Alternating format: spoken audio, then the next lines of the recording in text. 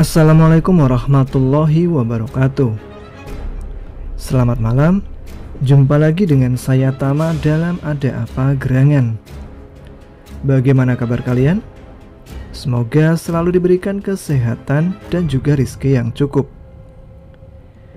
Pada episode kali ini saya akan membacakan sebuah cerita horor kiriman dari Mas Nisfi Majid dari Kalimantan Selatan. Sebelum kita mulai ceritanya, mari kita berdoa terlebih dahulu agar terhindar dari gangguan selama mendengarkan ataupun setelahnya.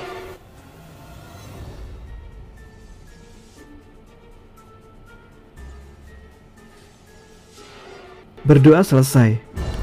Mari kita simak cerita lengkapnya.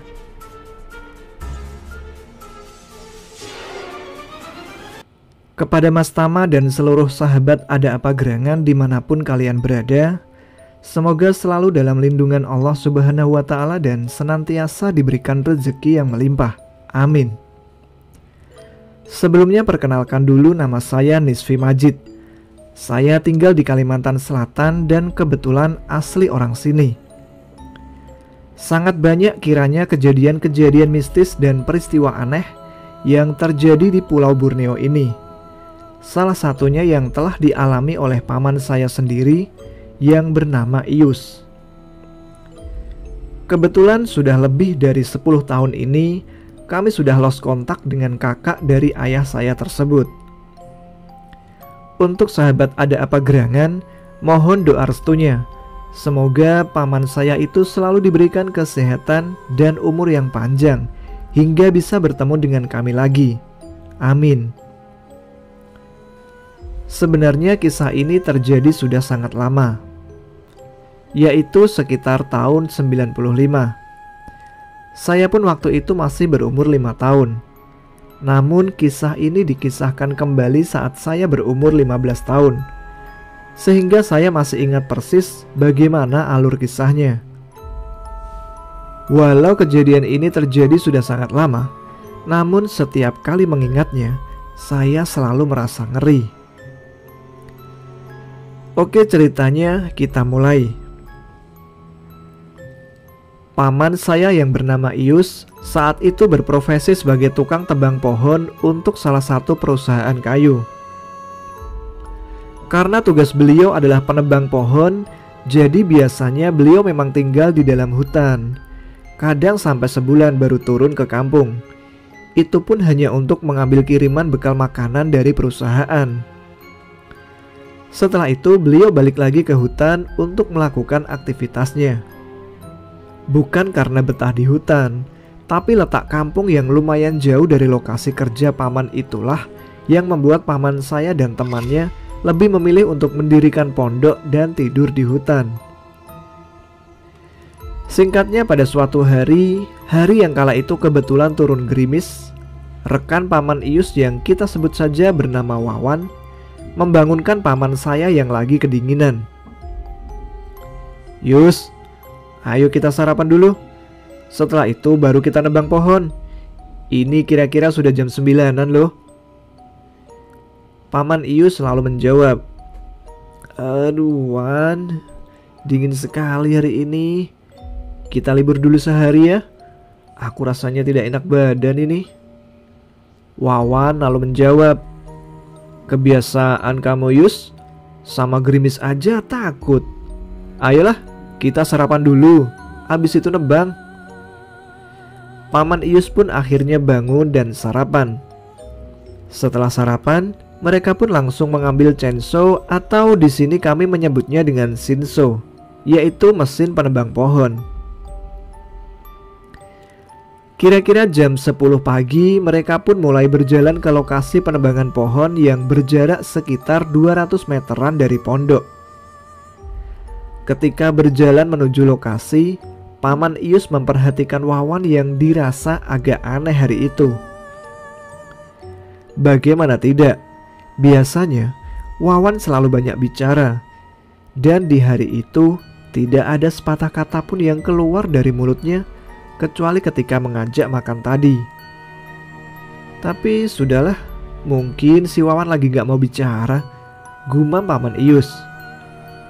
Sesampainya di lokasi, masing-masing mereka memilih pohon untuk ditebang. Hari itu tak henti-hentinya gerimis. Jam demi jam berlalu, hingga tak terasa sudah sore.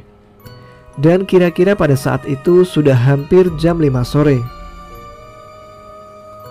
Hari pun masih gerimis, namun sore itu awan terlihat menguning, yang artinya lembayung senja atau sanja kuning.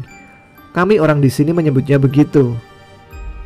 Paman Ius pun berinisiatif untuk mengajak temannya untuk pulang ke pondok, karena orang-orang sini percaya kalau saat senja kuning itu pamali untuk melakukan aktivitas, dikarenakan banyak makhluk gaib yang keluar dari tempat-tempat mereka waktu itu. Lalu Paman Ius pun berjalan menemui temannya. Wawan, matikan dulu mesinnya. Iya Yus, ada apa? Jawab Wawan. Kamu lupa ya? Ini kan senja kuning, gerimis lagi. Ayo kita pulang, besok lagi lanjut kerjanya. Tanggung Yus, kamu duluan aja. Aku mau nebang satu pohon lagi, abis itu pulang. Paman Ius selalu mencoba menasehati. Pamali, besok aja lanjut nebangnya. Ayo pulang Wan, ayo. Karena sudah diajak dan Wawannya bersikeras untuk menebang satu pohon lagi, maka Paman Ius pun beranjak pulang sekalian mau memasak agar nanti ketika temannya pulang bisa langsung makan. Kira-kira setelah 50 meter berjalan, terdengar suara mesin Shinso berbunyi lagi. Wan, tetap nebang dia, gumam Paman Ius. Paman pun lanjut berjalan hingga sampai ke pondok. Namun, suara mesin Shinso masih terdengar dari dalam hutan. Paman Ius pun kembali bergumam. Katanya cuma mau nebang satu pohon, tapi kok nggak selesai-selesai. Tidak lama kemudian, terdengar suara pohon tumbang. Paman pun berpikir, nah, sudah tumbang, mungkin sebentar lagi pulang tuh si Wawan, gumamnya. Namun ketika hari sudah mulai gelap, Wawan pun tidak kunjung datang. Paman masih menunggu 10-15 menit lagi. Namun, Wawan tetap tidak datang-datang. Paman mulai khawatir dengan temannya. Lalu Paman Ius pun berjalan kembali ke lokasi penebangan kayu di mana tempat Wawan tadi. Dengan perasaan yang sangat tidak enak, dan ketika sampai, astagfirullah, Wawan. Paman terkejut melihat tubuh si Wawan yang sudah kaku tertimpa batang pohon yang ukurannya besar sekali. Dan setelah dipastikan, ternyata Wawan memang sudah meninggal. Lalu Paman Ius mulai menghidupkan mesin Shinso Wawan yang saat itu keadaannya masih bagus. Lalu pohon itu dipotong-potong Paman beberapa bagian agar mudah untuk digulingkan, sehingga bisa menyelamatkan jenazah Wawan dari tindihan kayu. Tidak berapa lama, akhirnya pemotongan kayu selesai, dan jenazah almarhum pun digotong Paman sekuat tenaga untuk dibawa ke pondok. Dengan tangis haru, Paman terus berjalan dan sesekali berhenti untuk memulihkan tenaga. Perasaan merinding, takut, syok mengiringi langkah Paman selagi membawa almarhum ke pondok. Singkatnya, ketika sampai, jenazah pun langsung direbahkan di dalam pondok dan tubuh almarhum pun ditutupi sarung layaknya seperti jenazah pada umumnya. Lalu Paman berinisiatif untuk pergi ke kampung untuk meminta pertolongan warga. Sebagai informasi, sarana dari lokasi kerja Paman Ius ke kampung itu hanya bisa ditempuh dengan menggunakan jukung, yaitu sebuah sampan tanpa mesin yang membutuhkan waktu sekitar 3 jam baru sampai ke kampung. Sedangkan sungai yang harus dilalui paman terkesan sangat angker dan terkenal banyak siluman buaya. Jadi ketika itu paman tidak berani membawa mayat sendirian, takutnya nanti diganggu atau dicengkeram oleh buaya-buaya siluman itu. Dan ketika Paman Ius bergegas menuju sampan dengan bekal senter dan mandau, yaitu sebuah parang alternatif suku kami. Sekitar 5 meter berjalan meninggalkan mayat, tiba-tiba terdengar suara yang tidak asing sedang memanggil namanya. "Yus, jangan tinggalkan aku." Paman Ius pun berhenti dan bergumam, seperti suara Wawan. Kemudian beliau menoleh ke arah jenazah sambil mengarahkan senternya. Astagfirullah. Ternyata jenazah si Wawan sudah bangun dalam keadaan duduk dengan mata yang masih terpejam. Saat itu perasaan paman sangatlah takut. Namun di sisi lain, rasa peduli dan tidak tega terhadap jenazah temannya mengalahkan rasa ketakutan itu. Kemudian jenazah itu didatangi dan dipastikan apakah masih hidup atau sudah meninggal. Ternyata memang sudah meninggal. Lalu direbahkan kembali oleh paman. Paman kemudian bicara ke arah jenazah. "Wan, kamu tunggu sini sebentar. Aku mau minta pertolongan dulu. Aku pasti balik lagi, Wan." Setelah itu paman pun perlahan-lahan berjalan meninggalkan mayat. Namun ketika berjarak sekitar 5 meter, suara itu terdengar lagi. "Yus, jangan tinggalkan aku." Dan paman pun kembali menoleh. Benar saja, jenazah kembali duduk dengan mata yang terpejam. Setelah itu direbahkan kembali oleh paman dan kemudian berkata, "Wan, tunggulah sebentar. Aku ini mau nyari pertolongan." Setelah merebahkan si mayat, paman pun kembali beranjak dan sekitar 5 meter berjalan, lagi-lagi si jenazah duduk dan memanggil namanya. Paman pun kembali mendatangi jenazah dan dia sudah merasa mati akal. Paman kala itu benar-benar bingung dan takut.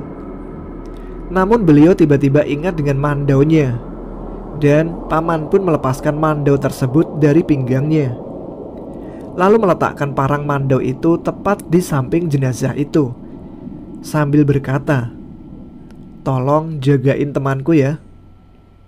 Setelah itu paman pun mulai beranjak meninggalkan jenazah. Sekitar 5 meter berjalan, jenazah tersebut tidak lagi memanggil-manggil paman Ius. Dan paman pun lanjut berjalan hingga sekitar 10 meter. Jenazah itu tetap diam seperti layaknya jenazah-jenazah orang meninggal pada umumnya. Karena penasaran, paman Ius pun mengarahkan senternya ke arah jenazah almarhum Wawan.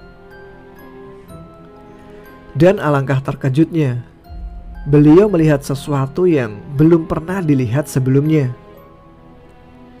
Ternyata ada banyak tangan yang mencoba untuk menyentuh tubuh jenazah Wawan. Ada ratusan tangan, bahkan ada yang sebesar pintu. Kuku-kuku mereka tajam. Tapi anehnya, yang terlihat hanya tangan tanpa tubuh dan anggota badan lainnya. Namun tangan-tangan itu anehnya tidak sampai mengenai tubuh si jenazah. Seolah-olah jenazah itu memiliki perisai sehingga tangan-tangan itu tidak sampai mengenai jenazah tersebut. Lalu paman pun beranjak dengan sampannya untuk menuju ke kampung. Singkatnya, ketika sampai di kampung, warga pun tanpa dikomando langsung bergegas menyiapkan kelotok atau perahu bermesin untuk menjemput almarhum. Ada sekitar 10 orang yang ikut menjemput, dan salah satunya adalah tetua adat kampung tersebut. Ketika di perjalanan, Paman Ius pun menceritakan semua peristiwa-peristiwa aneh yang telah dialaminya kepada sang tetua adat. Termasuk kejadian tadi saat melihat jenazah bangun dan tangan-tangan yang tak sampai ketika mau menerkam sang jenazah. Saat kamu mencoba meninggalkan temanmu, ada jin baik yang merasuki tubuh temanmu supaya kamu tidak meninggalkannya. Dan ketika kamu melihat tangan yang tidak sampai menerkam sang jenazah, itu karena mandau yang kamu tinggal di samping sang mayat. Karena setiap besi, entah itu mandau, keris, atau besi-besi lainnya, itu pasti ada kodamnya. Dan kodam dari besi tersebut yang telah menjaga si mayat dari cengkeraman jin-jin jahat penunggu hutan. Dan perlu kamu ingat, jangan sesekali lagi menebang pohon ketika senja kuning. Perjalanan dilanjutkan. Ketika Paman Ius dan warga lain menjemput sang jenazah, mereka tidak dapat masuk ke dalam anak sungai. Dikarenakan anak sungai tersebut hanya bisa dilalui dengan perahu sampan kecil yang muat 2 atau 3 orang saja.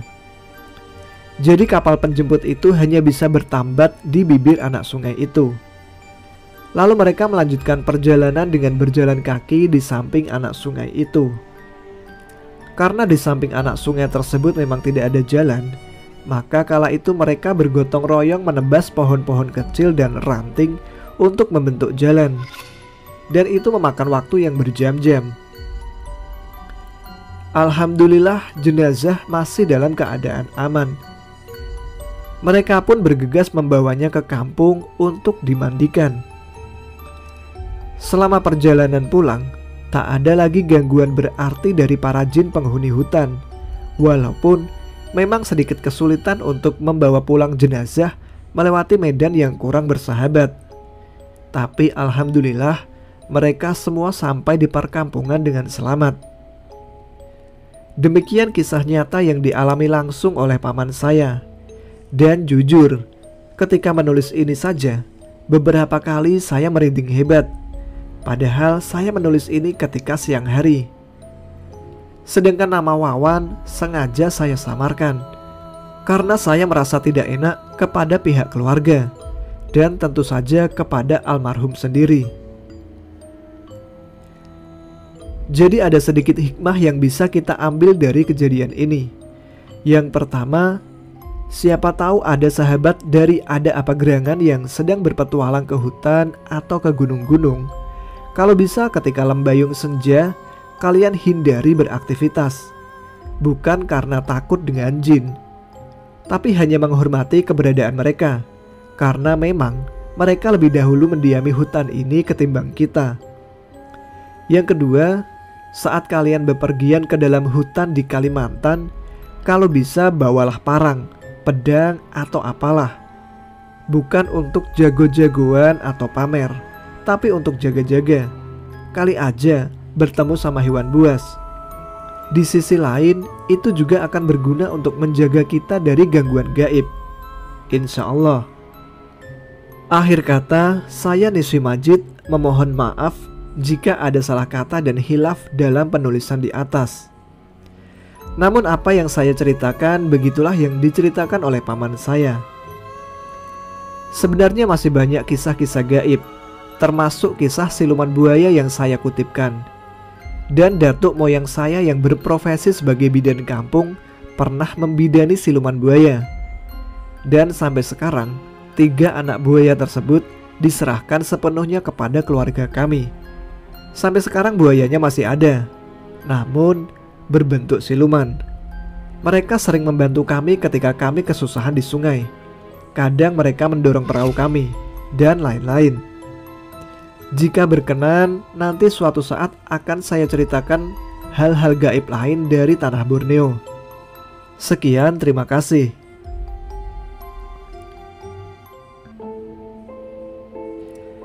Terima kasih Mas Niswi Majid yang telah membagikan ceritanya. Banyak kisah seram dari Kalimantan yang seru juga untuk kita dengarkan. Jadi kita tunggu saja cerita lainnya. Terima kasih yang telah menyimak episode kali ini. Semoga dapat menghibur dan menemani yang sedang beraktivitas ataupun yang akan beristirahat. Salam untuk Mbak Lisa Danti, Mbak Yuan Ayu, Mbak Nikade Ariwidianingsih, Mbak Marta Fitri, dan Mas Rengga RF yang menjadi komentar pertama di episode sebelumnya. Baiklah, sampai di sini dulu saya menemani teman-teman dalam Ada Apa Gerangan. Jangan lewatkan episode selanjutnya. Silahkan subscribe dan nyalakan notifikasinya ya. Saya Tama pamit dulu. Jumpa lagi di episode selanjutnya. Tetap semangat, jaga selalu kesehatan. Selamat malam. Assalamualaikum warahmatullahi wabarakatuh.